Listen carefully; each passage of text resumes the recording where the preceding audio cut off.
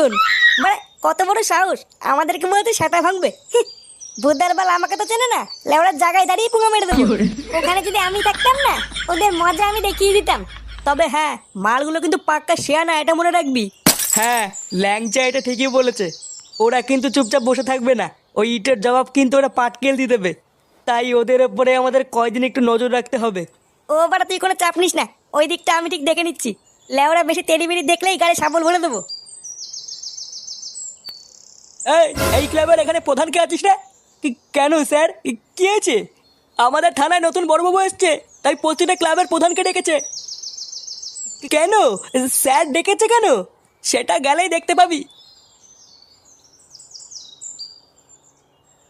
এই গার মারিয়েছে, ডেকেছে কেন? ফুটো ওদের ইট দিয়ে মেরেছে বলে ওরা থানায় নালিশ করেনি তো? কি বলছিস মানে? কি বলছিস?